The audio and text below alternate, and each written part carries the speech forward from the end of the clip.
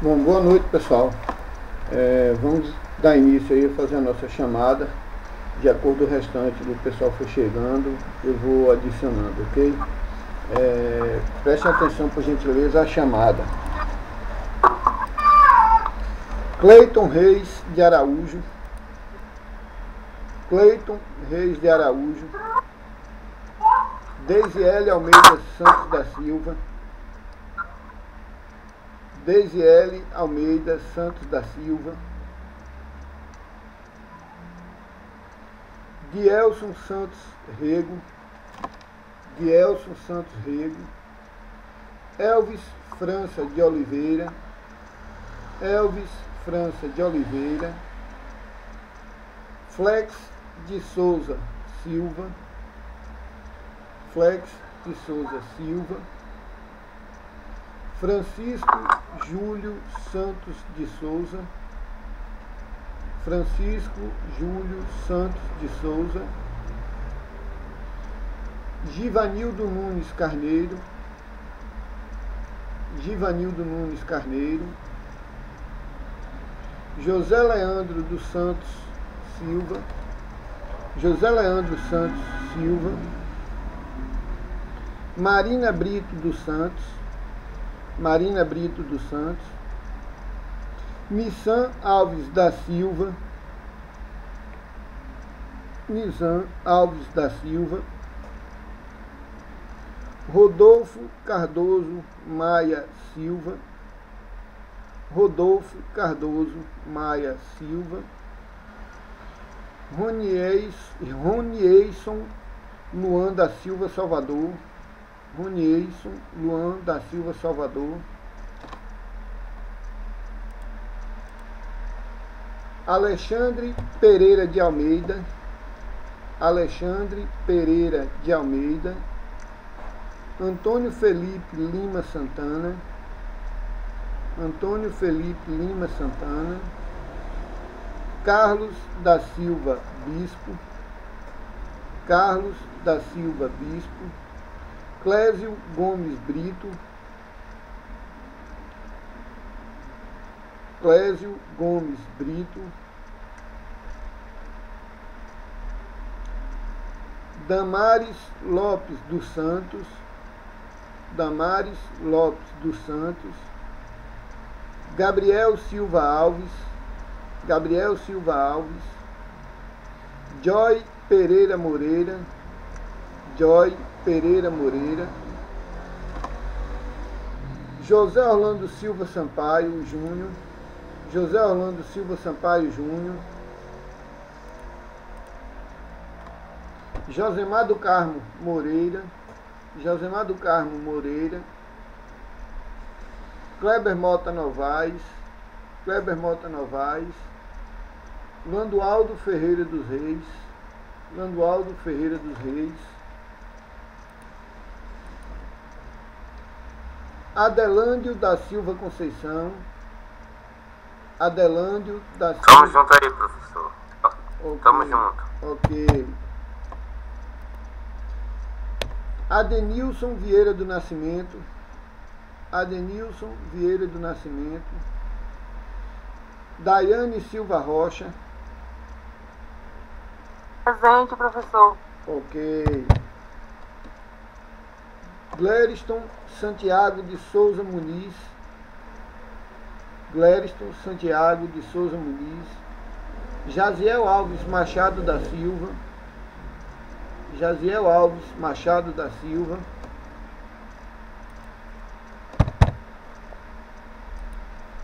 Almir Ferreira Vilas Boas Neto. Almir Ferreira Vilas Boas Neto. Daniel Pereira da Cruz. Daniel Pereira da Cruz. Daniele Andresa Flores Rodrigues. Daniele Andresa Flores Rodrigues. Elton Silva Vasconcelos. Elton Silva Vasconcelos. Gabriel Lima. Gabriel Araújo Lima. Gabriel Araújo Lima. Jaú Mensala Rodrigues de Oliveira, Jaú Mensala Rodrigues de Oliveira, João Nelson Batista Fiaúna,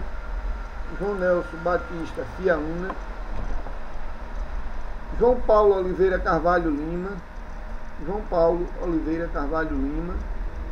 José Homero da Silva Souza,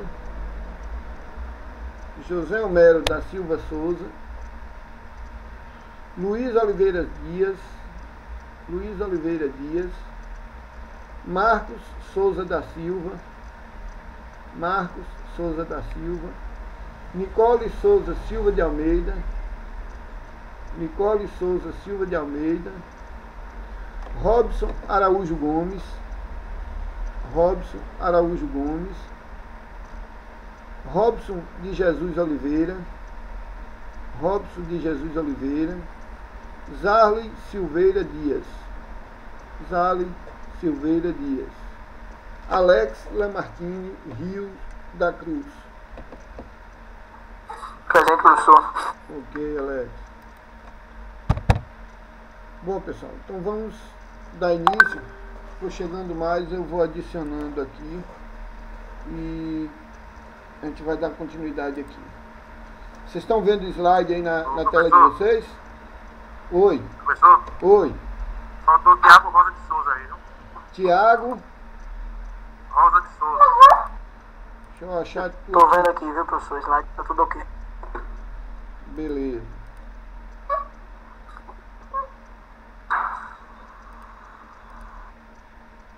Tiago é novato, é, Tiago? Isso, professor. Eu sou daqueles que entrou recentemente.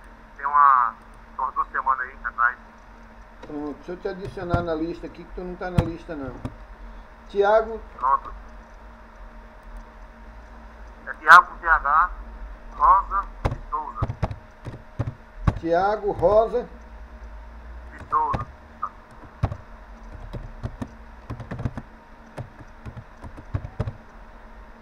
Souza. Pronto. Já te adicionei aqui, Tiago. Valeu, professor. Obrigado, viu? Nada. Bom, estão vendo os slides aí, né? Como tem praticamente o quê? 5 meses, 6 meses mais ou menos que nós falamos de Lavra com a turma, né?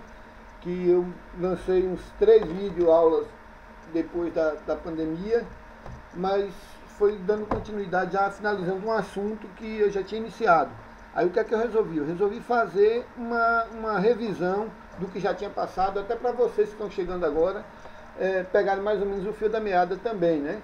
Os que já estavam, eu creio que passaram esse tempo não tendo muito contato com a gente nem com o assunto, então eu resolvi fazer uma revisão rápida, fiz um resumo aqui do que nós demos lá atrás no início do semestre, e amanhã nós continuaremos lançando assunto novo, ok? Hoje vai ser uma revisão rápida aqui sobre o que nós vimos anteriormente, né? Que é Lavra e o que é métodos utilizados e suas regulamentações, né?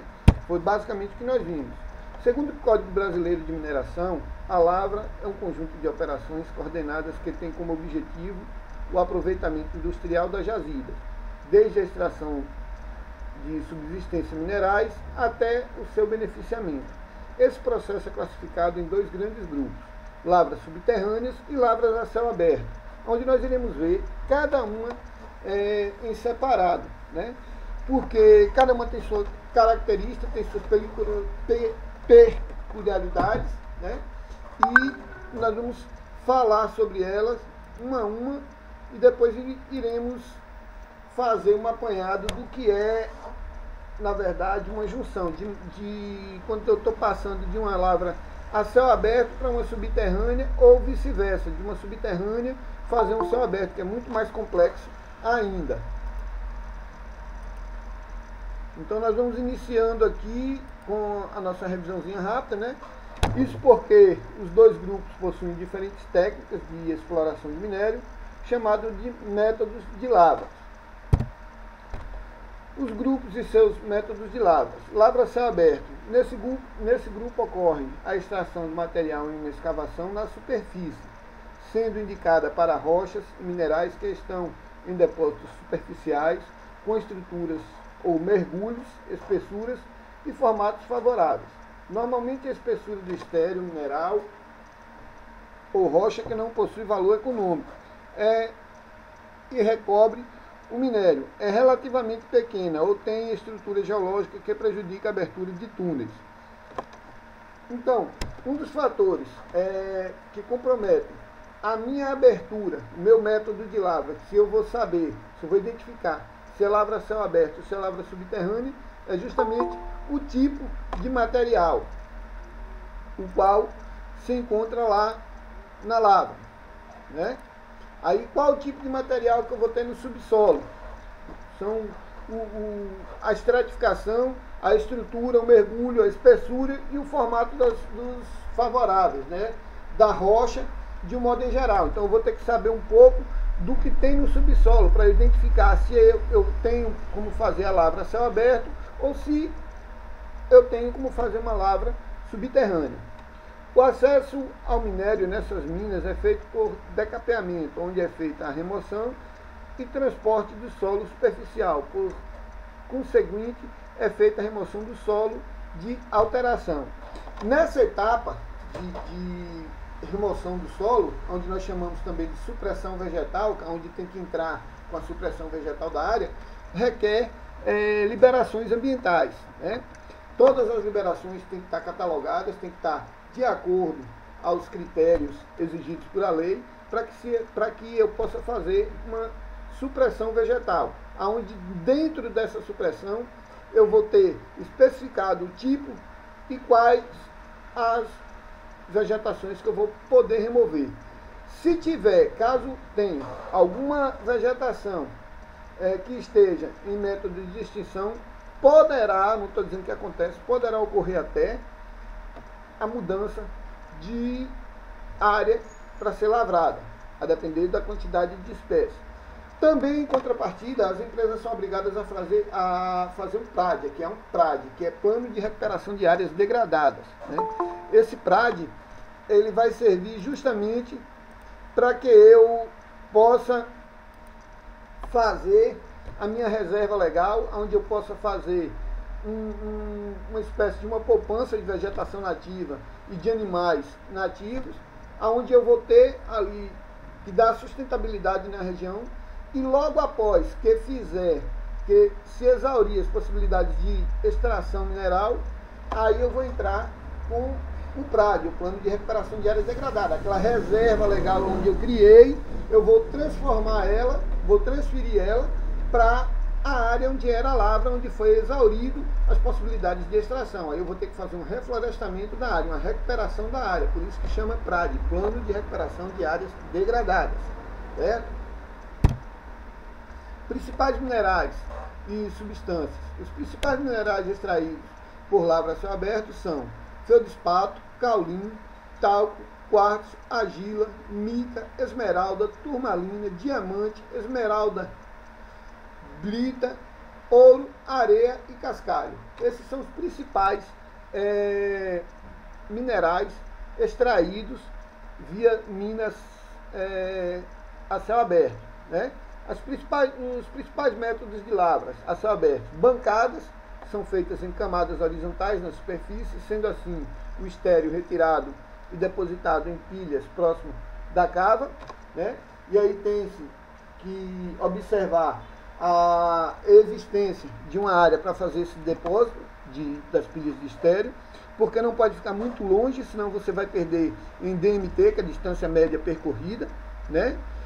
E uma vez perdendo o DMT, você vai perder produtividade. Então, no local, na hora de fazer a locação da bancada de deposição de estéreo, você já tem que buscar fazer o mais próximo da cava possível, porém respeitando os limites de segurança, as margens de segurança da cava, né?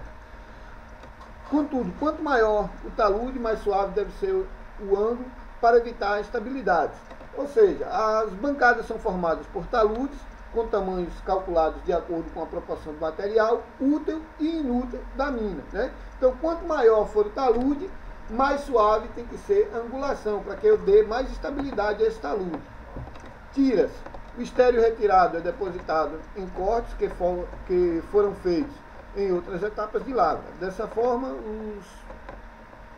forma é mais adotado para a produção em grande escala, por ser mais barato e com alta produtividade. Consequentemente, é muito utilizado por exploração de fosfato, carvão, xisto e betuminosos. As tiras é um método muito explorado para esse tipo de minério aí. Já para ouro e outros tipos de exploração, ele não tem tanta funcionalidade não, é melhor abancado. Pedreiras são mais utilizados para rochas minerais utilizadas na construção civil. Além disso, são pouco profundas e o estéreo precisa ser tratado antes de ser guardado.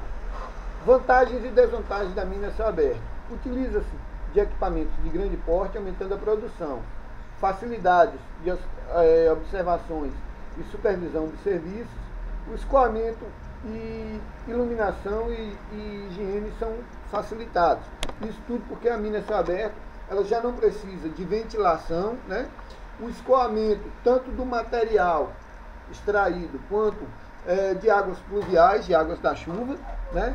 Fica mais fácil, você cria uma reserva, um SAMP no fundo da mina, né? No final da cava, cria um SAMP e esse SAMP ele vai servir justamente para umectação de vias. Essa própria água que toda é canalizada para lá, você pode utilizá-la com umectação de vias, através dos caminhões-picos, ou bombear ela através de tubulação e fazendo pequenos furos na tubulação para que eles venham umectar as vias, que fica mais barato ainda a umectação dessas vias, né? A facilidade de observação e supervisão de serviços, né, não requer tantos supervisores para todas as atividades, um supervisor de infraestrutura, um supervisor de turno a cada turno, já dá conta de uma mina a céu aberto de médio porte, de grande porte, claro, aí vai precisar de mais gente, porque fica maior a extensão para ser observada. Em contrapartida, as desvantagens são imobilização de grandes áreas superficiais com a lavra de minério e com construção de depósitos de estéreos e barragem de rejeito. A contrapartida é justamente essa, né? Eu vou ter que disponibilizar uma área maior, fazer supressão vegetal dessa área, né? Criar um depósito de estéreo, onde eu possa ter fácil acesso para esse depósito, ele não pode ser longe também da cava, e a criação da barragem de rejeito, que hoje é o grande calcanhar. Hoje nós temos hoje novas normas de regulamentação de barragem de rejeito, né? E as empresas, as minerações hoje, elas tendem a eliminar as barragens de rejeito, porque está cada vez mais apertando, depois desses acidentes aí com as barragens de Mariana e de Brumadinho. Teve uma na cidade aqui na Bahia também, né? Então ficou mais complicado, mais complexo a fiscalização com relação às barragens de rejeito. Algumas empresas tendem a eliminar as barragens de rejeito fazendo outros ciclos, né? Com outros ciclos de evaporação, são outros ciclos que nós vamos estudar mais à frente. O clima e o tempo local influenciam na operação. O impacto ambiental e os gastos com a recuperação são maiores. O clima, porque todas as vezes que há chuva, todas as vezes que tiver muita ventania, que tiver muita elevação de particulados, que não puder umectar, vai ter que parar a operação. Nos desmontes tem que ter birutas para acompanhar a movimentação do vento, para que a massa gerada para micropartículas da detonação não vá para comunidades, não vá para áreas vizinhas. Então, são itens que tem que ser observados na hora de fazer a mina, na hora de definir o tipo de mina que eu vou ter, se vai ser a céu aberto ou se vai ser uma mina subterrânea. O impacto ambiental é bem maior, os gastos com recuperação depois, tanto das áreas quanto do minério, é bem maior também, né, de que a mina subterrânea. Veja aqui a imagem de uma mina aqui, a mina de Casa de Pedras, que é explorada pela CSN, em Minas Gerais, né? Uma mina de minério de ferro. Observe que ela tem várias bancadas, né? Essas bancadas aí, elas todas têm taludes e bermas e são todas compostas de leiras, onde nós vamos ver aqui um a um o que são taludes, o que são bermas, o que são leiras e o que é que cada um pede, né? Nós vamos ver detalhadamente aqui. Vejam que é uma mina bastante extensa, uma mina que tem já uma profundidade elevada, né? A sua região toda é comprometida para a degradação e depois eles vão ter que fazer isso aí, o PRAD, o Plano de Recuperação de Áreas Degradadas, enchendo toda esta cava aí e reflorestando. É basicamente isso que pede em um PRAD. Se a gente for ver, um PRAD é muito mais complexo, mas o básico é mais ou menos isso aí, né? No fundo lá tem uma barragem de rejeito, né? E mais ao fundo vocês podem ver que é uma comunidade, é uma cidade, né? Então é muito complexo a situação de barragem de rejeito hoje no Brasil por conta disso. Hoje nós temos um número muito extenso de barragens, né? Onde os órgãos federais têm buscado eliminar algumas, deixando somente as cadastradas. Tem muita barragem clandestina por aí.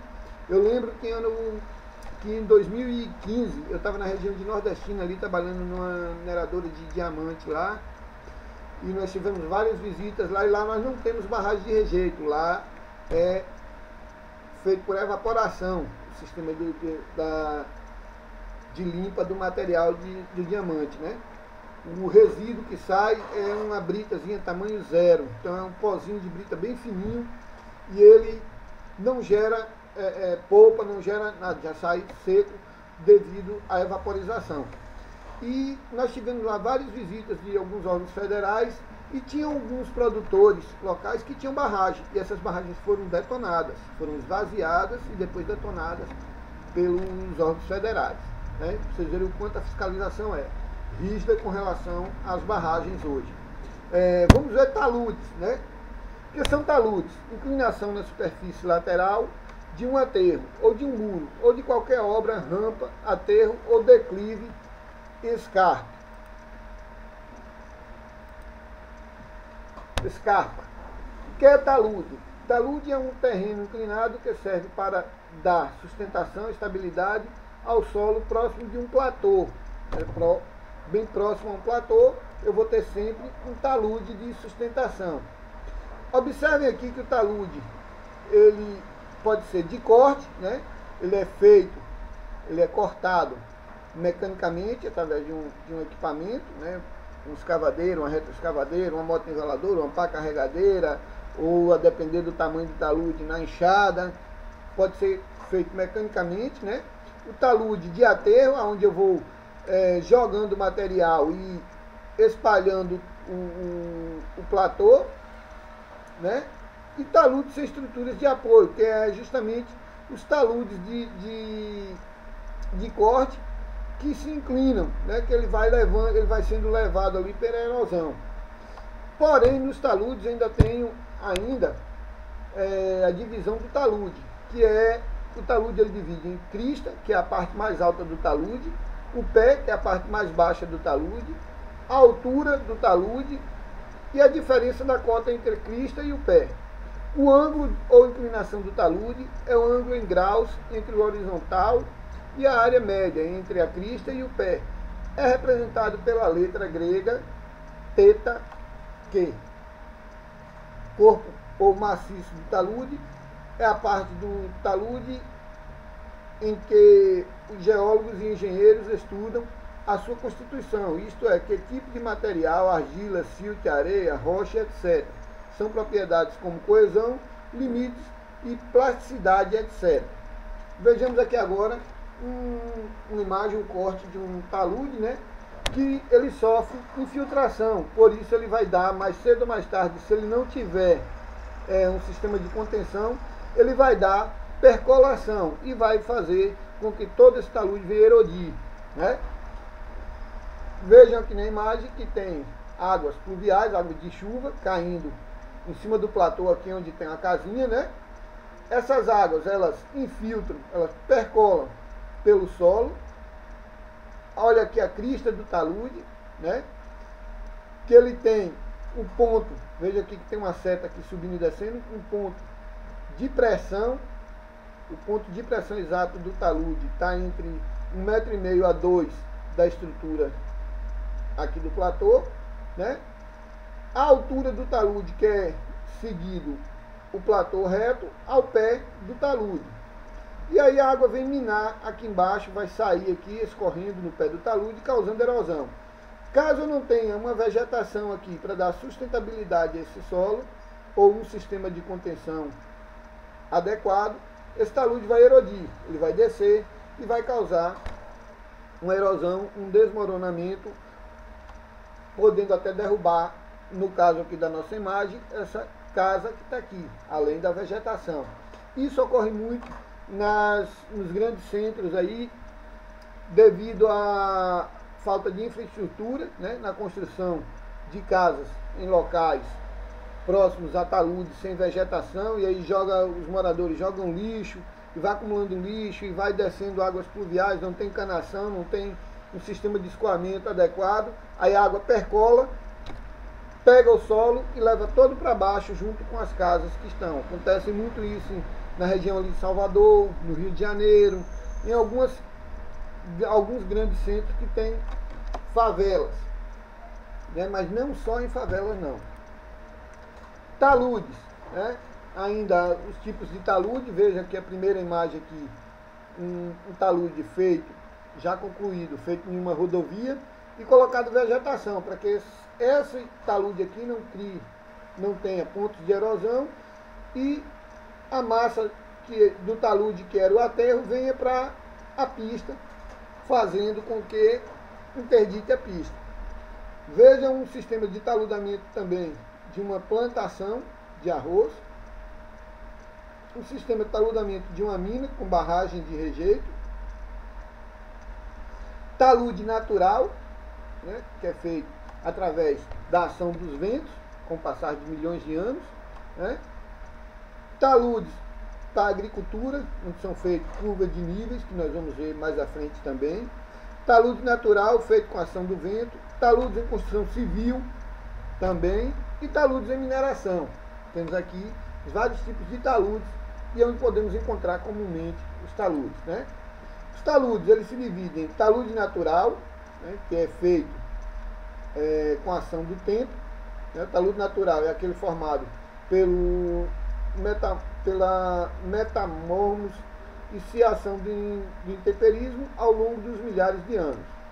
A área de corte e a parte que se corta é retirada material da cidade de boa qualidade, pode ser usado para a construção de aterros, caso contrário, joga-se fora a área e bota um novo material para fazer um talude mais seguro, né? Área de aterro, olha aqui em verde, onde foi colocado, está em verde aqui a imagem, para você ver que a área aqui, o terreno aqui a ser taludado, era um material não coeso, não tinha coesão, não oferecia segurança, então retirou o material e colocou um novo material.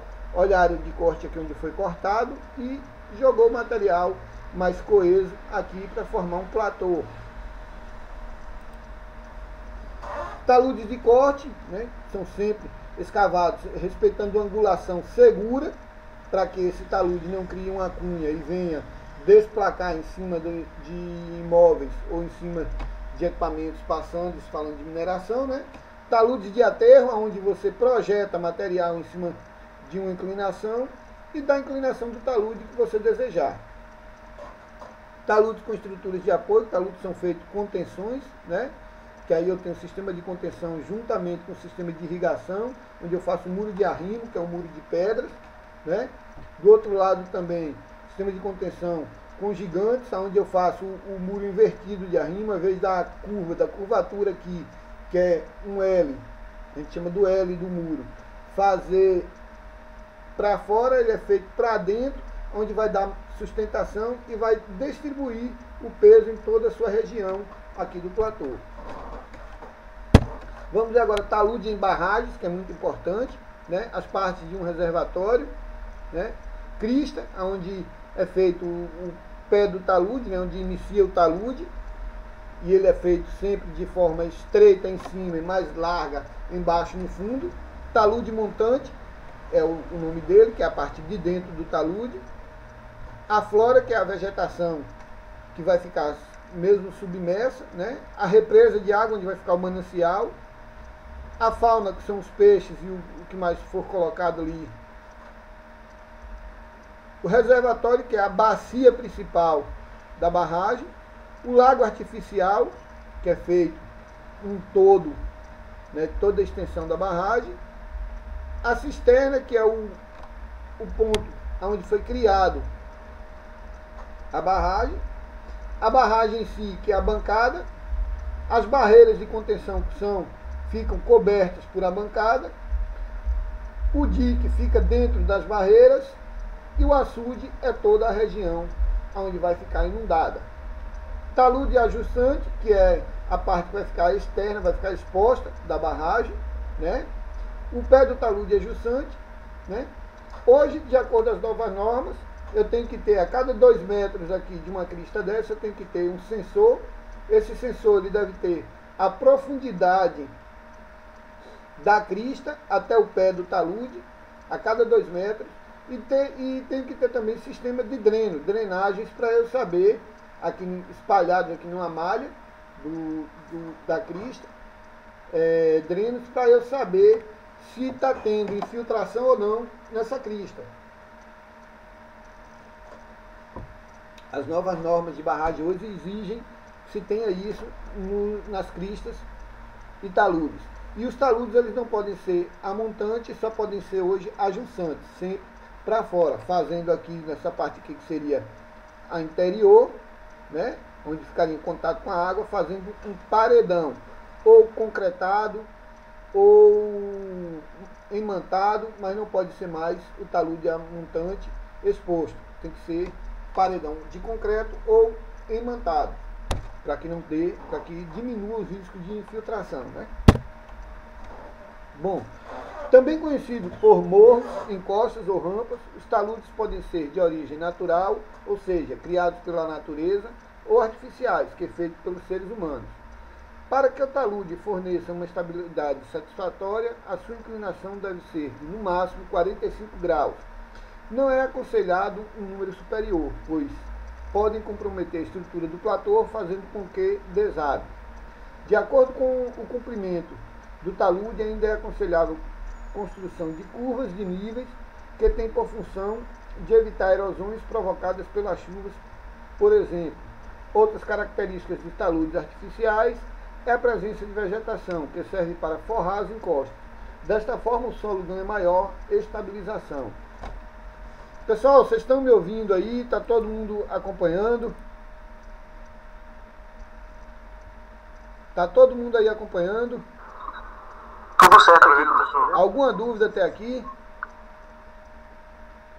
Todo mundo ouvindo. Ok.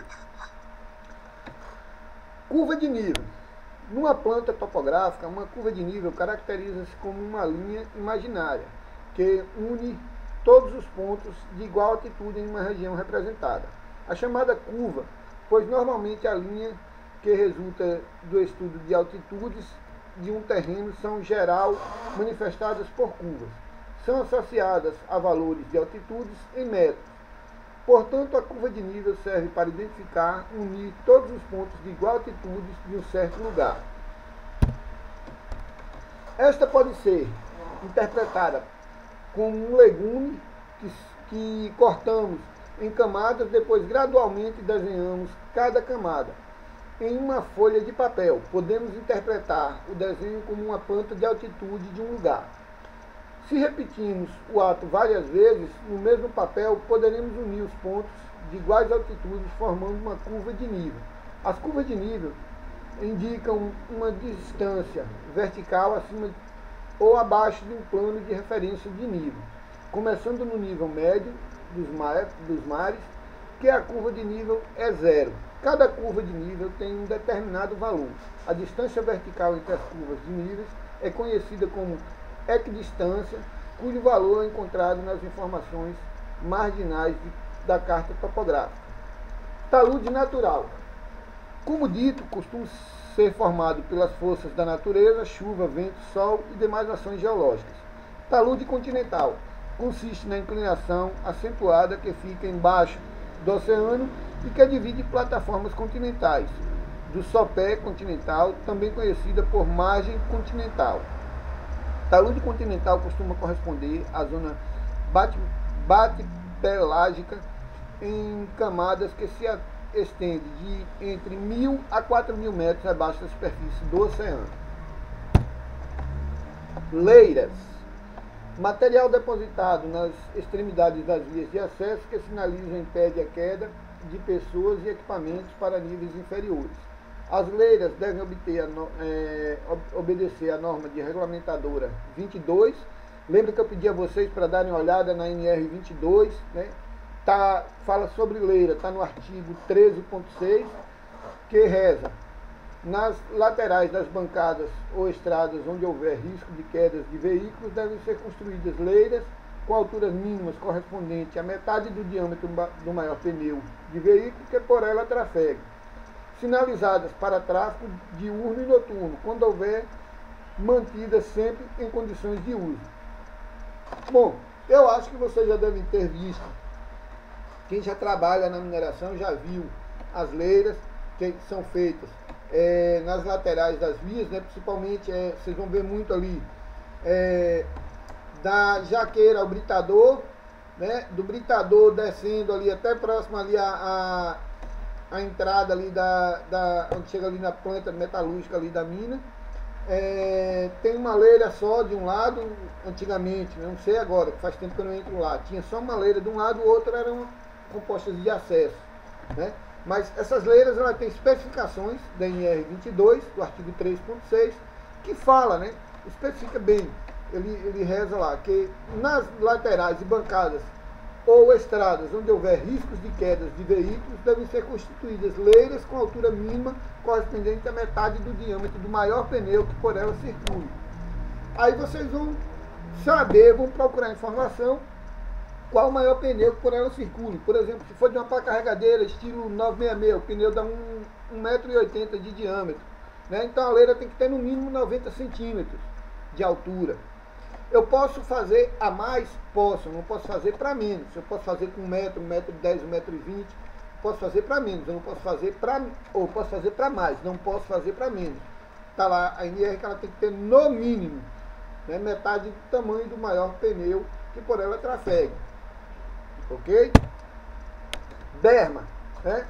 O que é uma berma? Vamos ver agora o que é uma berma. Berma, substantivo feminino, passagem estreita, deixando a borda de um dique, canal côncavo e etc., entre a escavação e a terra dela resultante. Cada um dos socalcos praticados em toda a extensão do talude, a fim de deter a descida de águas e banquetas. As bermas são muito utilizadas em minas a céu aberto, como via de escape também, né?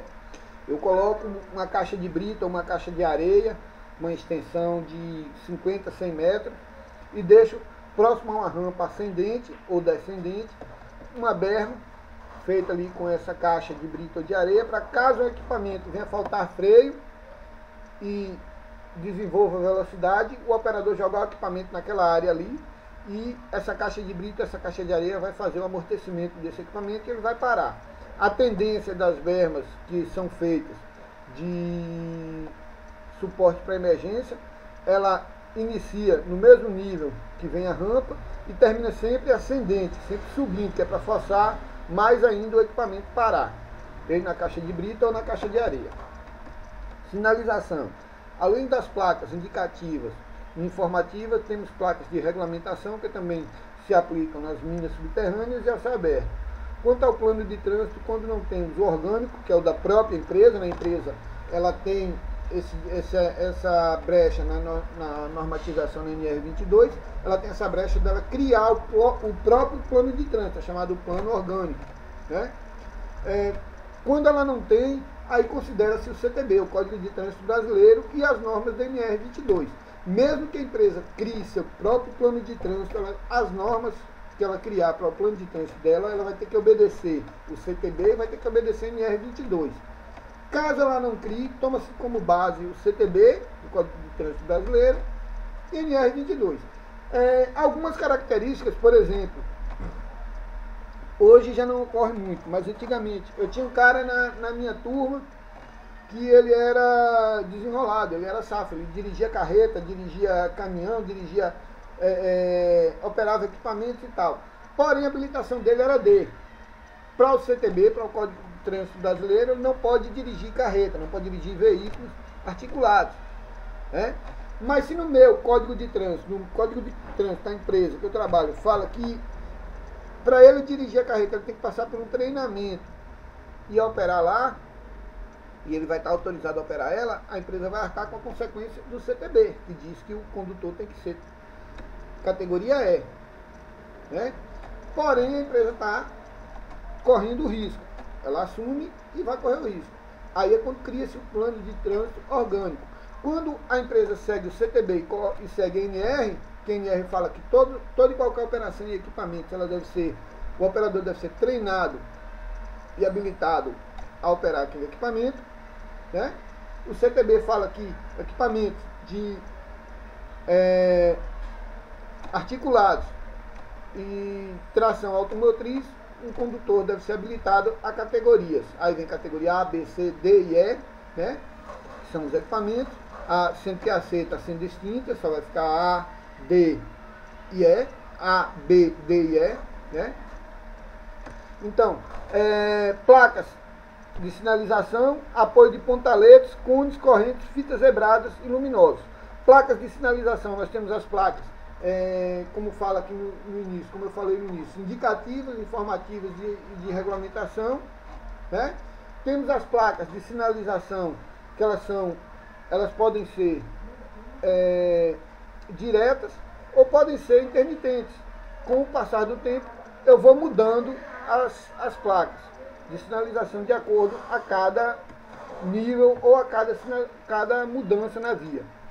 Os pontaletes são feitos com, geralmente hoje se utiliza muito tubo de PVC, né, onde eu coloco uma faixa refletiva de sinalização, onde o pontalete ele tem uma coloração, que aí o SESMIC da empresa que vai definir, ele não tem nada definido via de regra, de acordo com o SESMIC da empresa.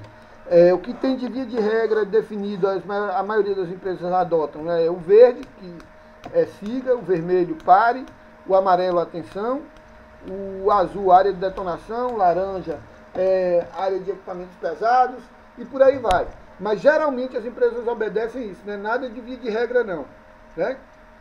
Cones de sinalização e cones de isolamento, correntes que podem ser correntes plásticas ou de metal pintadas, fitas zebradas e luminosas para as áreas onde eu tenho que sinalizar e indeferir ou deixar deferido passagem de equipamentos. Ok?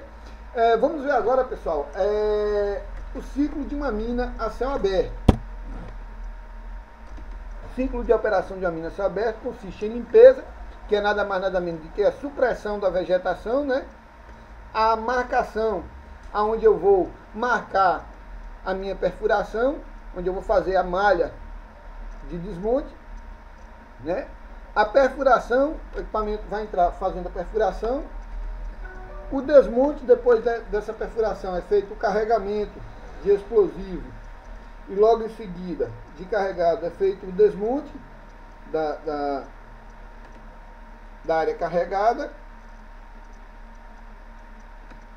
O carregamento, que é a retirada desse material desmontado, né?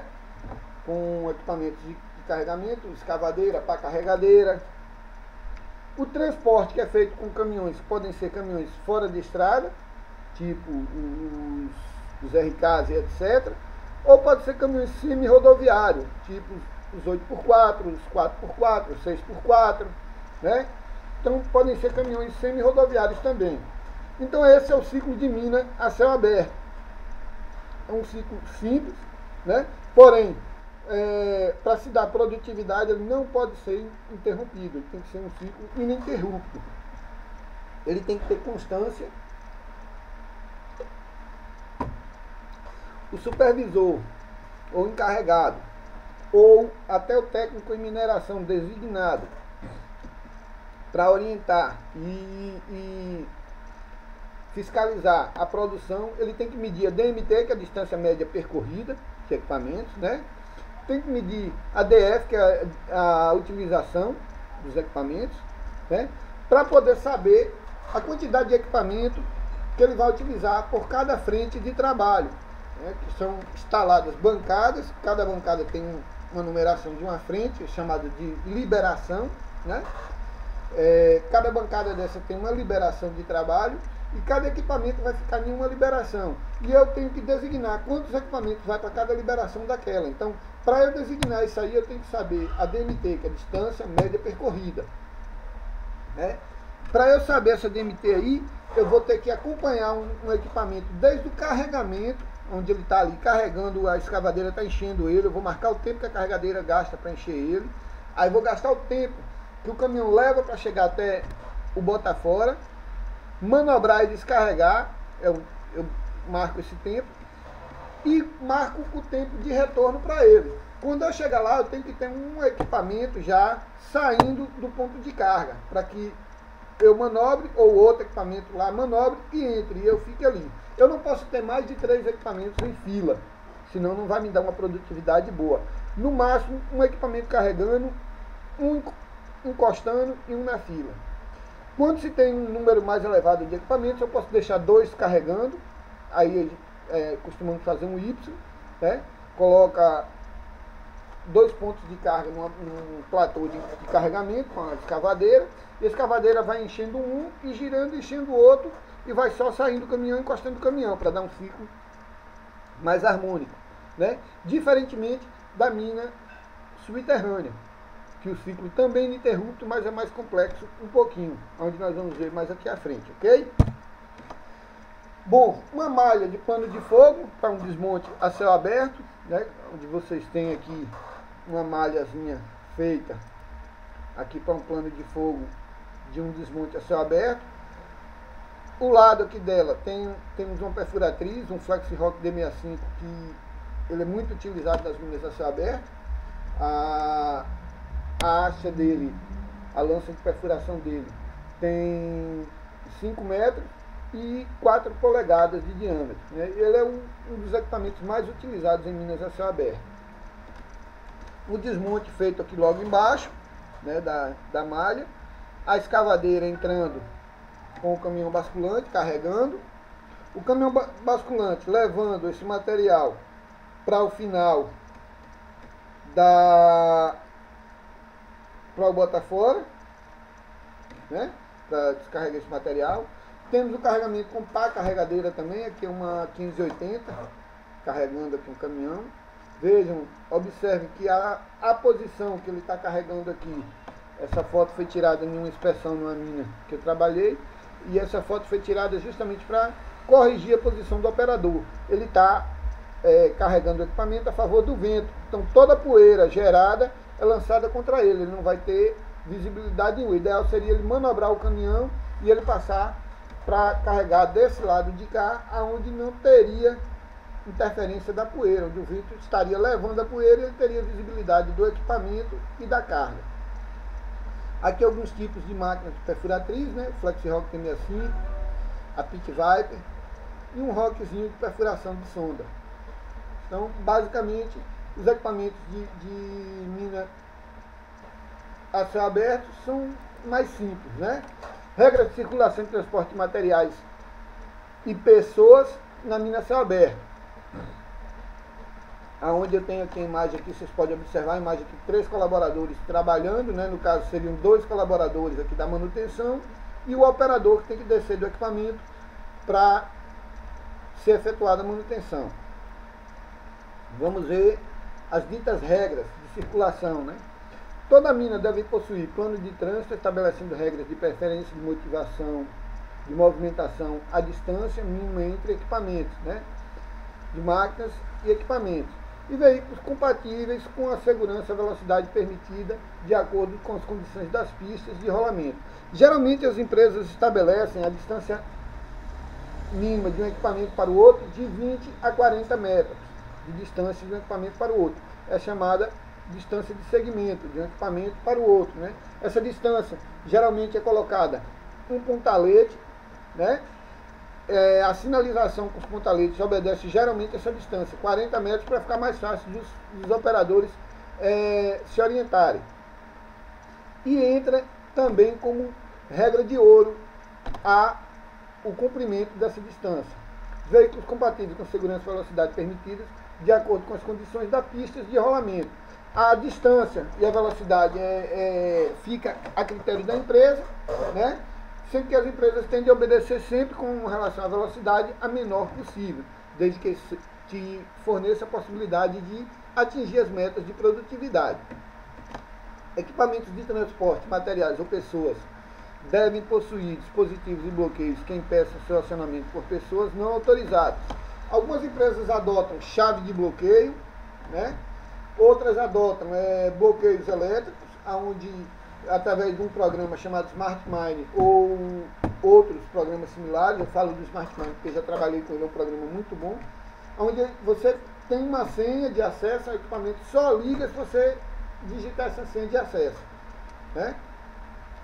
Equipamentos de transporte de materiais e pessoas sobre pneus devem possuir em bom estado de conservação e funcionamento faróis, luz, sinal sonoro de ré acoplado aos sistemas de câmbio, marcha, buzina, sinal de identificação de mudança de sentido, deslocamento, espelhos retrovisores. Isso, pessoal, são normatizações que estão lá na NR 22. Se vocês forem lá na NR 22, 13.1, 13.2, 13.3 e sequentemente aquilo que eu vou falar, todos são itens da NR. Não é invenção minha, não é invenção de empresa nenhuma. É que está na NR, são normatizações que as empresas têm que seguir. A operação de locomotivas e de outros meios de transporte só é permitida a trabalhos qualificados, autorizados, identificados, né, trabalhadores qualificados, autorizados e identificados. Ou seja, todos os operadores, todos aqueles que forem operar algum tipo de equipamento, tem que ser qualificado e autorizado e identificado que ele está autorizado a operar aquele equipamento. Os transportes em Minas Céu Aberto devem obedecer os seguintes requisitos mínimos. Os limites externos das bancadas utilizadas como estradas devem estar demarcados e sinalizados de forma visível durante o dia e a noite. A largura mínima das vias de trânsito deve ser 2 vezes maior que a largura do maior veículo utilizado no caso de pistas simples e 3 vezes para pistas duplas. Ou seja, se eu tiver, por exemplo, o equipamento mais comum na região aqui, o caminhão semi-rodoviário, o 8x4, qual a largura dele? 2 de retrovisor, 2,60. Então a minha mão, ela tem que ter, se for mão única, ela tem que ter 2 vezes a largura de um caminhão.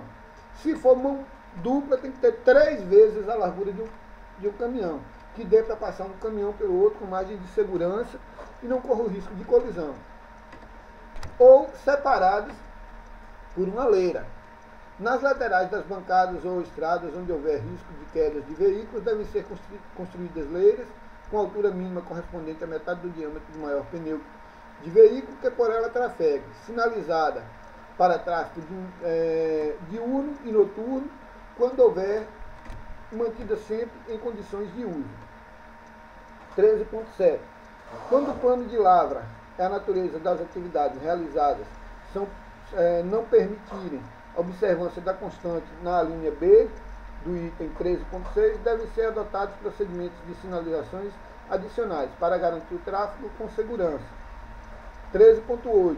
Veículos de pequeno porte que transitem em áreas de mineração a céu aberto devem obrigatoriamente possuir sinalização através de antenas telescópicas com bandeiras ou bandeirolas, né, e manter os faróis ligados mesmo durante o dia.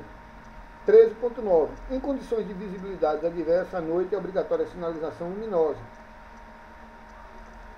13.10. As vias de circulação de veículos não pavimentadas devem ser umidificadas de forma a minimizar a geração de poeiras. 13.11. Sempre que houver via única para circulação de pessoas e transporte de material ou trânsito de veículos no subsolo As galerias devem ter a largura mínima de 1,50 m, além da largura de maior veículo que nela trafegue. Estabelecimento as regras de circulação. 13.14.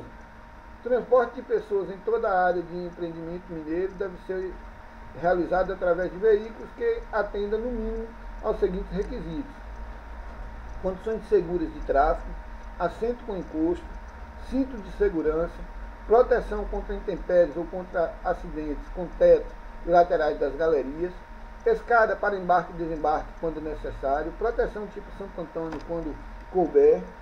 Os veículos devem portar bandeirolas com no mínimo 1 metro acima do teto do veículo, deverão ser veículos a diesel, deverão ter 4 portas e ser de preferência de cor branca ou clara. Os veículos que por área da mina circulam deverão ser de tração 4x4 e a mesma está aplicada quando transitar na mina. Então, essas são exigências da NR 22 que estão lá, não é invenção da empresa, não é o professor que está aqui inventando, não. Vocês podem ir lá na NR 22, vocês vão achar, por isso que eu pedi para vocês pesquisarem na aula de ventilação, pesquisarem sobre a NR 22, tem muita coisa lá que vai reger as normas de mineração. Ok? Vamos ver agora os principais equipamentos de uma mina a céu aberto, né? Caminhões basculantes, caminhões fora de estradas, articulados ou não, caminhões-pipas, caminhões-comboio, caminhão-multo, escavadeiras hidráulicas, retroescavadeiras, pá carregadeiras, motoniveladoras, trator de esteiras, perfuratrizes, veículos de apoio, máquina de afiação de bit e manitou, que é veículo de movimentação de carga também, né? E içamento de pessoas. Esses são os equipamentos mais voltados à mineração a céu aberto. São os mais utilizados em minas a céu aberto. Os caminhões mais utilizados hoje são semi-rodoviários, né? Que tem uma vasta extensão de 8x4, 6x4, 4x4, a depender da sua produtividade na sua mina. Caminhão fora de estrada, articulado. Tem os RK, tem o 779, tem o 77D, tem vários caminhões articulados aí, ou não articulados fora de estrada, onde tem desde 30 toneladas até 460 toneladas, transportada por uma báscula, um único báscula.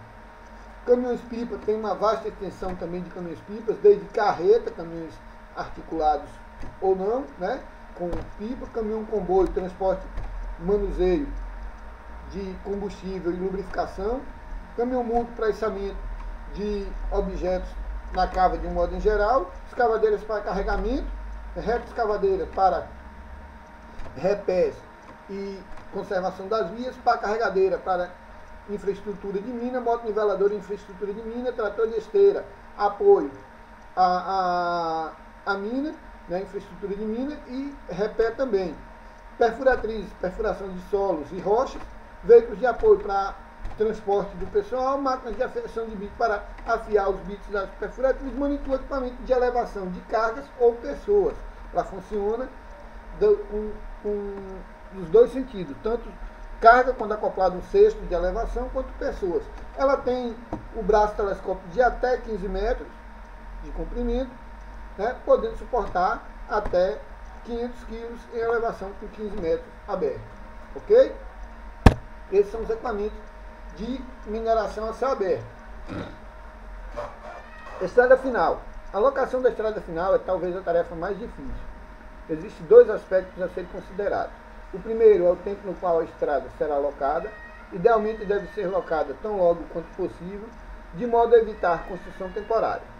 A estrada final irá certamente delimitar o limite de banco em cada horizonte, com progresso de lavra, até atingir a profundidade final do pique. Vias de acesso devem ser de largura suficiente para a circulação dos equipamentos. Nesse acesso devem ter sinalização em placas refletivas, pontaletes e via de rodagem. Deverão obedecer às normatizações da NR 22. E deverá ter, ao longo de toda a extensão, leiras de segurança. Todos os condutores que por ela trafeguem deverão ser treinados em plano de trânsito e direção defensiva da empresa. Planejamento e design do pit da cava. Uma das mais difíceis tarefas, desenvolvimento de uma mina a céu aberto, design ou projeto do pit final. Em geral, existem 3 grupos de fatores envolvidos. Planejamento do design do pit, né? Os 3 grupos são fatores geológicos e naturais, fatores econômicos e fatores tecnológicos. Vamos ver os fatores geológicos e naturais. Condições geológicas, tipos de minério, condições hidrológicas, topografia, características metalúrgicas do minério. Para eu montar uma planta, eu preciso saber primeiro das características metalúrgicas do minério, né?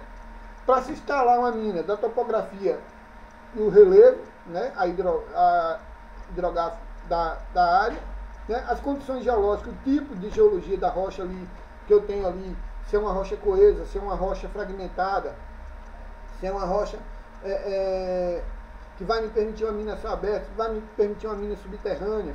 Então eu tenho que saber primeiro os fatores geológicos e naturais. Depois os fatores econômicos, o teor do minério, né?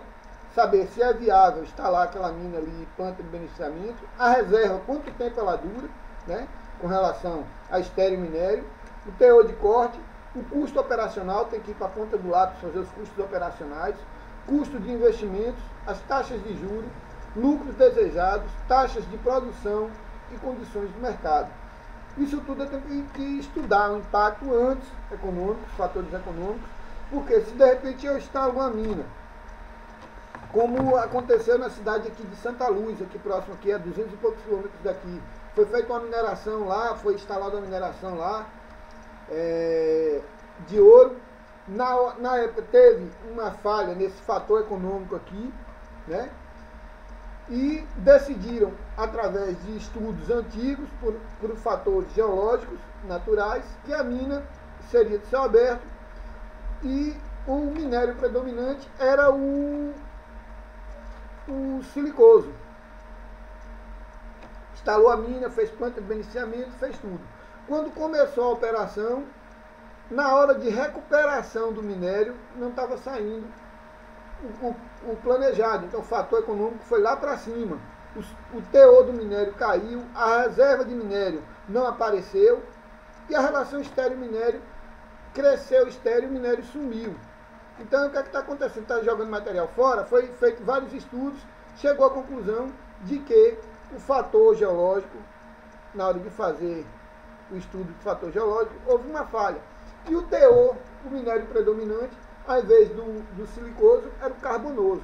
Aí a mina passou esse tempo todo parada, encontra-se parada ainda, está em fase de reabertura agora, e foi feita uma nova planta de beneficiamento, onde a planta foi montada em cima de beneficiar o minério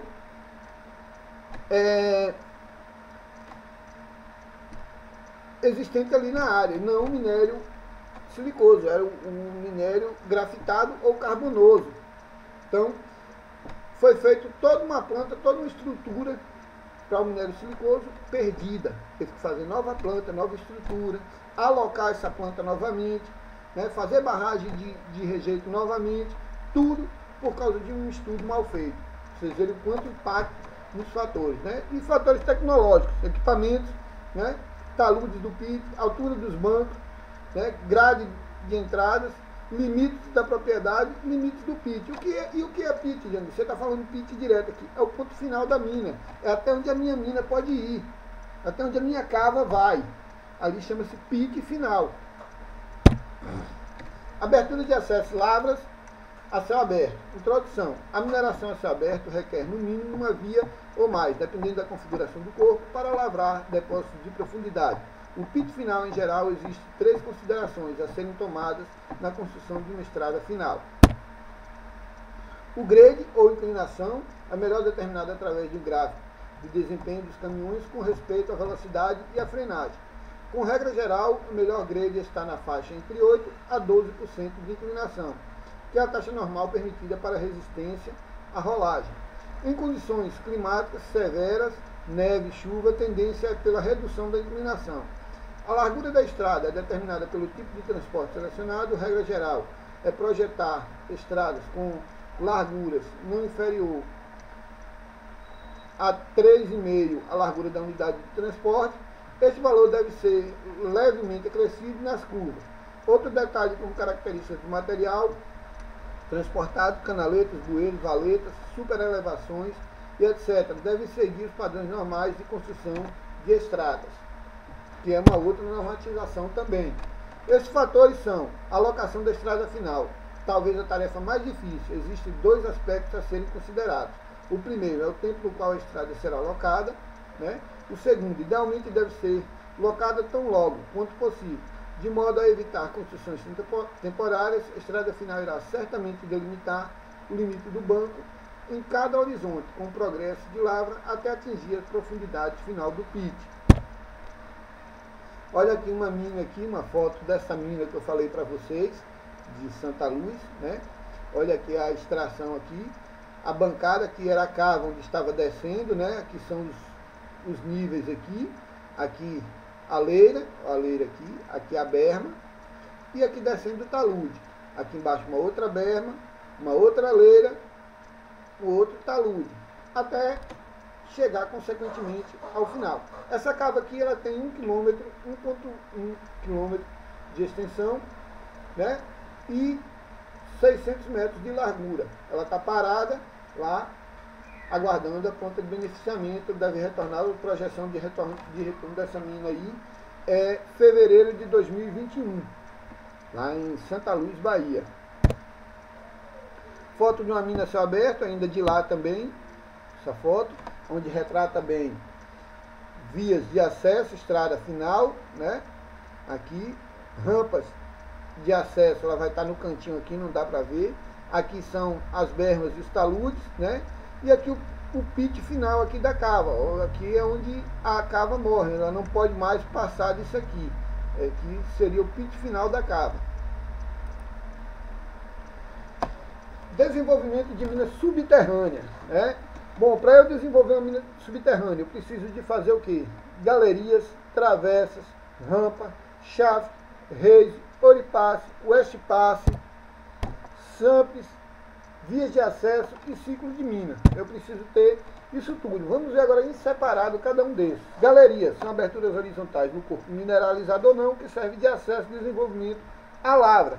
Também serve como galerias de ventilação e também serve como galerias de sondagem. Quando feitas galerias de sondagem, tem menor diâmetro, menor tamanho.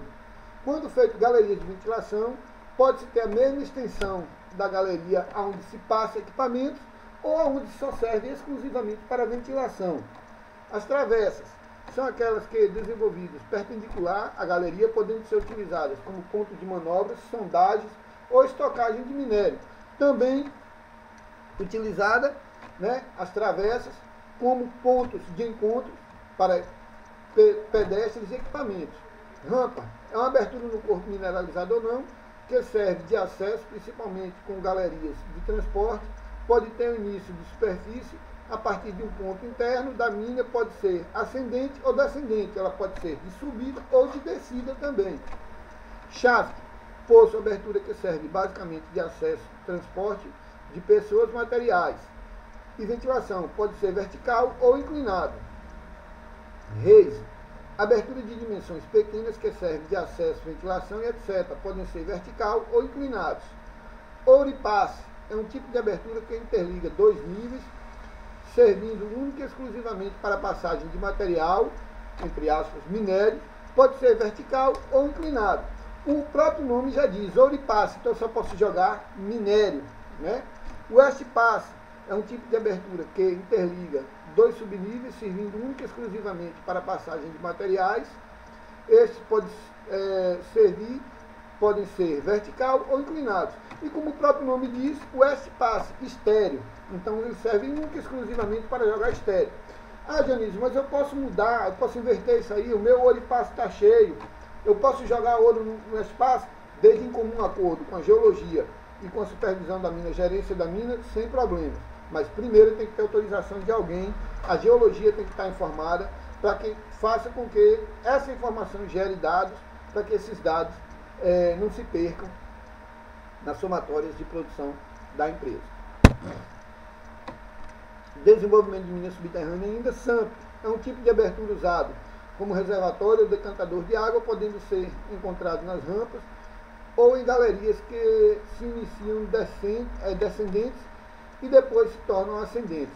O SAMP é exclusivamente para reservatório de água, decantação de água, onde você tem a bomba ali, geralmente instalada bombas de polpa, onde jogam a água para um decantador, né? São caixas de metal ou barragens feitas, um decantador. A mina tem barragem, pode ter barragens subterrâneas de decantação, e essa água é reutilizada para umectação de vias, para molhar as frentes, para perfuração dos equipamentos. Então são sempre rebombeadas essa água para utilização. Fica um ciclo, a água vai para o fundo da mina, descendo através dos drenos e retorna via bombeamento para as caixas ou barragens de decantação para serem reutilizadas pelo ciclo da mina. Vias de acesso, as vias de acesso são desenvolvidas básicas que permitem atingir a jazida em um ou vários horizontes e servem para escoamento de substâncias desmontadas. Quando da sua escolha, a localização deve ser levada em conta entre as condições da topografia local, o tipo da lavra, os custos de produção desejados, etc. E o ciclo de mina consiste em um movimento repetitivo, sequente de fazer determinadas atividades. Né? O ciclo de mina também, como no céu aberto, é a mesma coisa e deve ser intermitente. Ele não deve parar, deve ser um ciclo constante. Lavra subterrânea.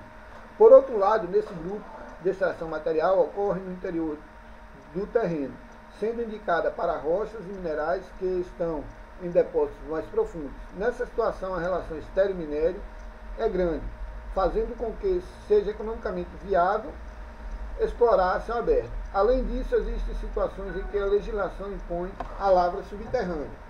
Assim, para ocorrer bem com a segurança, a mina subterrânea precisa de operações auxiliares de lavra, que são ventilação, escoamento de teto, energia elétrica, escoramento de teto, energia elétrica, sinalizações de emergência, bombeamento e drenagem de água, controle de ruídos, manutenção da mina, comunicação e suprimento, acessos mineiros. Nessas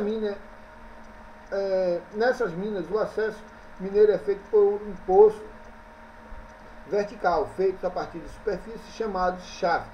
Por eles passam pessoas, equipamentos, suprimentos e o próprio minério. A partir do shaft também são feitas galerias que são escavadas horizontais para explorar o minério, também chamadas de drifts. As demais existem as rampas, que são galerias de baixa declividade e curvilíneas para tráfego de veículos. Os slots, que são galerias de baixa declividade para passagem de correias transportadoras e chaminés, em uma abertura vertical para passagem de materiais, ventilação, que também servem para a rota de fuga. A chaminé normalmente não vai até a superfície. Na mina, depois daquele acidente que teve lá no Chile, que o pessoal ficou preso lá alguns dias e tal, todas as minas praticamente no mundo abriram reis de ventilação e equiparam esses reis com sistema de escada, com pontos de parada de descanso, com água potável, com alimentação, né? Algumas barras de cereais, outras minas têm alimentações específicas, né?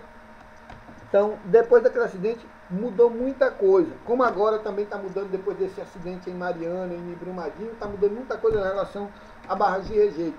No período em que aconteceu, já tinha normatização que falava que as minas tinham que ter câmaras de fuga, né? Onde as pessoas poderiam ficar ali dentro. Ali, as câmaras teriam que ter comunicação, teriam que ter ar puro, respirável, água potável, alimentação e iluminação, né? E as câmaras seriam para a quantidade de câmaras definida para a quantidade de pessoas que tem no subsolo. Não quer dizer que uma câmara só tem que ter suporte tanto de pessoas. Nós temos câmara para 12 pessoas, para 18 pessoas, para 6 pessoas, para 3 pessoas. Vai do fabricante das câmaras de refúgio e as empresas que costumam comprar, né? Essas câmaras de refúgio ela tem autonomia de energia, de iluminação, de ventilação, de alimento, tem tudo. Então, e junto com elas veio a criação dos slots, dos slots e chaminés de fuga, né? onde colocou escada com guarda-corpo, colocou pontos de descanso, chamados pontos de ancoragem, ar ventilado, né? Ar mandado com ventilação boa, água potável e alimentação, para a pessoa fazer ali pelo menos uma primeira refeição para ganhar energia para chegar até a superfície, escapando assim de um possível desplacamento, possível desmoronamento de uma mina, de um nível. Principais minerais e substâncias, né, numa mina subterrânea, principais minerais e substâncias extraídas por lavra subterrânea são feldspato, quartzo, níquel, turmalina, esmeralda e ouro. Os principais métodos de lavra. Os métodos de lavra subterrâneas podem ser divididos em 3 grupos de acordo com a forma da abertura, poço, túnel, galerias nas rochas e encaixantes, realces, autoportantes, câmaras e pilares, subníveis e recuo por crateras verticais. Vamos ver separadamente cada um, né? Realce autoportantes. Esse método exige elevada continuidade, homogeneidade e qualidade do material. Assim, as operações nesse método são simples e há alta produtividade. Dentro dele temos os métodos de câmaras e pilares, métodos mecanizados, que espessura de camada de material permite operações de equipamentos. Subníveis, métodos com perfurações descendentes, ascendentes ou radiais. É muito empregado no Brasil. Recuo por crateras verticais, o Vertical Crater Retreat, o VCR, método que tem como objetivo fazer a recuperação de pilares, sempre no sentido descendente, que aumente a recuperação da lava. Suportes das encaixantes. Esse método possui produtividade menor, porque os desmontes são menores e a precisão ocorre em operações conjugadas. Além disso, há uma dificuldade na operação de minério, tanto no recalque quanto no enchimento. Dentro dele temos os métodos de recalque, métodos menos mecanizados, pois depende de relação entre as dimensões dos equipamentos, de perfuração e espessura e inclinação da camada, para que essa permita a operação de equipamentos. Corte e enchimento, método que aceita variações na continuidade ou homogeneidade e a qualidade do material. O enchimento do local onde foi retirado o minério pode utilizar o estéreo, chamado de enchimento mecânico, utilizando ou não cimento. Além disso, é possível utilizar rejeito de beneficiamento, chamado de enchimento hidráulico, também utilizando ou não cimento. Abatimento. Esse método desenvolve utilizando a gravidade e os níveis de pressão situados acima dos blocos de minério. Eventualmente existe uma perturbação por meio do desmonte com explosivos ou de retirada do terreno da parte inferior ou corpo mineralizado, induzindo a estabilidade controlada que causa o desprendimento minério dentro dele. Temos os métodos de subníveis, sublevel cave, método de perfuração ascendente, no qual o teto vai sendo abatido de acordo com o encerramento das extrações de material nas galerias. Block cave, método que massas, painéis ou blocos de minério são solapados para induzir o abatimento, permitindo que o minério fragmentado seja escoado abaixo. Nele, tanto o minério quanto o encaixante são abatidos. Long cave, método aplicado para camadas relativamente horizontais, depositados tubulares, no qual, em longos corredores de arrancos estabelecidos, avança através de cortes paralelos e feixes auxiliados pelo caimento complexo do teto ou paredes laterais atrás deles. Bom, alguma dúvida aí, pessoal, até aqui, com relação a esses métodos de abatimento de lavra? Vocês conseguiram identificar o método que vocês, quem já trabalha em mineração aí, conseguiram identificar o método que vocês trabalham hoje em uma lavra? Me respondam aí, por gentileza.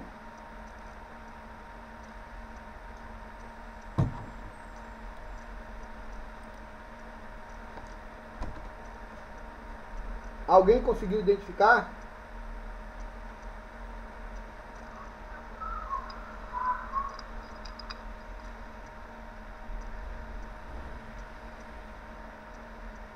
Ninguém conseguiu identificar não, pessoal, o método que vocês já trabalham?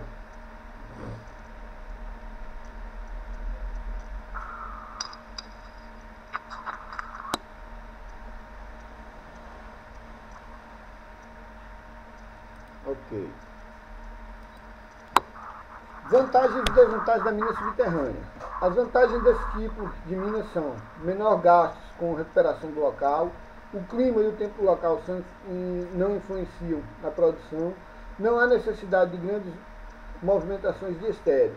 Em contrapartida, as desvantagens são a probabilidade de ocorrer acidentes é maior, investimento na infraestrutura é maior, há um maior gasto de energia elétrica, a limitação no tamanho de dimensionamento das galerias, aumentando as dificuldades operacionais, mão de obra mais especializada para a operação de equipamentos. E os equipamentos também são dimensionados para uma mina subterrânea, né? Então eles perdem em tamanho, perdem em altura, perdem em largura também. Tem que ser equipamentos articulados ou não, mas adaptados para a espessura da mina, né? Para o tamanho da galeria que eu circulo na mina.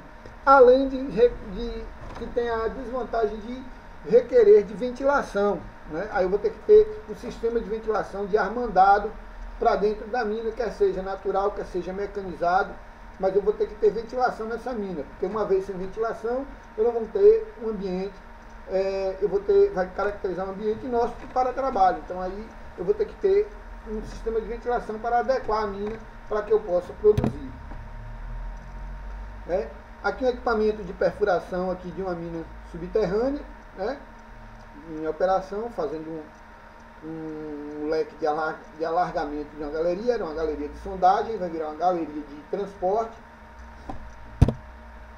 Operações de lavra são processos feitos com o intuito de extrair o minério do local em que ele está até ser levado para o beneficiamento. Essa operação são perfuração, utiliza-se máquinas de perfuração para furar o minério. Ela pode ser feita por método pneumático ou hidráulico. Com isso, todos os parâmetros de perfuração devem ser previamente calculados. Desmonte.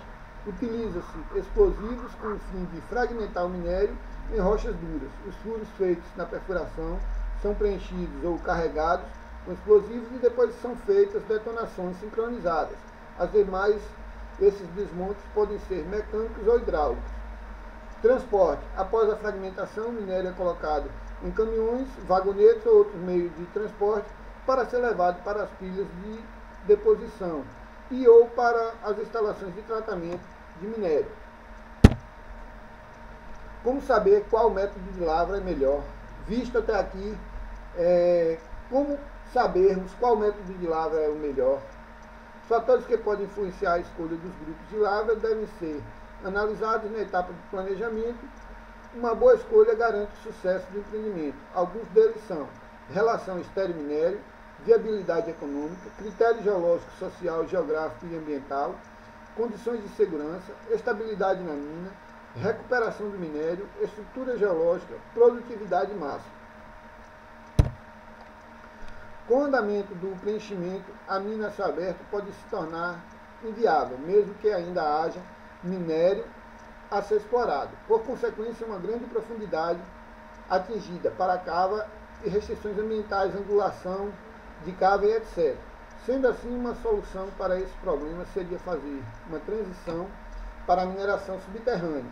Entretanto, o projeto é mais caro, já que as atividades abaixo da superfície demandam mais equipamentos, maior cuidado com a segurança e um conhecimento maior. As demais é possível lavrar com método a céu aberto, subterrâneo, ao mesmo tempo.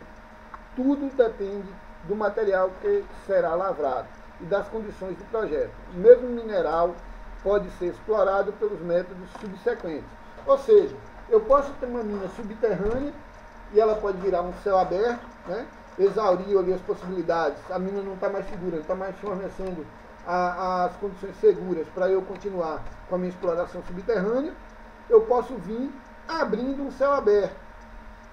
É mais complexo, porque tem que fazer sistema de escoramento embaixo, nos subníveis embaixo, para vir desmontando e vir extraindo a céu aberto, né? é mais fácil eu fazer um céu aberto virar uma mina subterrânea, que aí eu paro em determinado nível, abro o meu túnel e começo a minha galeria de exploração, dando continuidade por via subterrânea.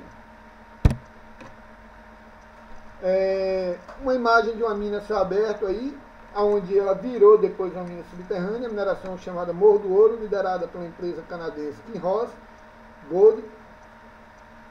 Ela está em atividade industrial, geração de emprego e renda na região. Temos a operação da mina em Paracatu. Bom, principais equipamentos da mina subterrânea. Na maioria das vezes são equipamentos específicos para operação em subsolo, equipamentos com tamanho e altura reduzidos, articulados ou não, e cumprem determinações de legislações trabalhistas e das NRs, normas regulamentadoras, e da ANN, que é a Agência Nacional de Mineração. Né? São eles, pá carregadeiras, mais comuns em mineração subterrânea, a chamada LHD, né? Caminhões basculantes fora de estradas, rebaixados e articulados ou semi-rodoviários, rebaixados também articulados, ou não, né? Motoniveladoras, jumbos, que são equipamentos de perfuração, que pode ter 2, 3, 4 lanças, né? Sendo que são 3 perfurações de 4 lanças, sendo 3 perfurações e um sexto para carregamento. Sola, equipamento de perfuração também de grandes profundidades. Simba, equipamento de grande profundidade de perfuração também. Plataformas elevatórias para carregamento e para serviços de infraestruturas. Sondas para sondagem de galerias de minério. Esquelas para abatimento de chocos. Caminhões-pipa para umectação de vias e transporte de água. Caminhão-comboio para abastecimento e lubrificação dos equipamentos de um modo em geral. Caminhão-muque para infraestrutura e apoio de elevação de carga. Veículos de apoio para transporte e apoio para supervisão. Máquina de afiação de bits para afiar os bits dos jumbos, simbas e dos solos. E Manitou, que é equipamento de içamento de pessoas também, né? Para transporte e carregamento de material também. Esses são os equipamentos mais utilizados na mina subterrânea. Uma foto da mina subterrânea aí, é a entrada de uma mina aqui de Jacobina, a mina de Basal, feita em 2007, né? A entrada dela. Aqui é a extensão dela. Aqui uma pá carregadeira, um LHD trabalhando. Bom, essa, pessoal, foi a nossa revisão, né? Eu fiz uma revisão do que foi dado anteriormente para vocês refrescarem a memória. E a partir de amanhã nós começamos com um novo material, né? Vamos começar a lançar material já novo para vocês. Alguém tem alguma dúvida com relação ao assunto? Não, professor, ficou tudo bem esclarecido aí. Tá tudo bem esclarecido, Alex? Eu entendi direitinho aí. O senhor deixa esse slide aí disponível se for possível, que a gente dá mais uma revisada. Sim, sem problemas. Deixa sim. Viu? Tá ok. Sempre quando o senhor deixa aí o slide, eu fico olhando, fico lendo, relendo aí, vai fixando o assunto. É bom. Né? Ok, Alex. Alguém tem mais alguma coisa a acrescentar? Deixa eu só colocar aqui a presença aqui. Quem foi mais que entrou depois que eu tinha iniciado a aula aí? Foi Josemar. Quem mais?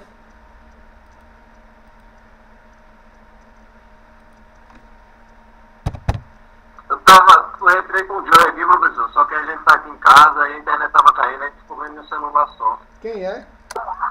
Josemar Joe. A gente tava aqui assistindo na aula com o celular, só que ele tava pegando, a gente ficou assistindo no celular só. Ok. Mais alguém entrou aí depois que eu iniciei a aula?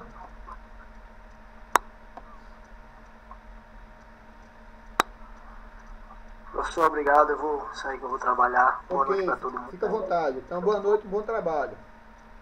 Obrigado, professor. Faltou alguém aí na chamada? Não, né? Então, todo mundo ok. Tenha uma boa noite para todos e até amanhã. Ok? Abraço aí a todos.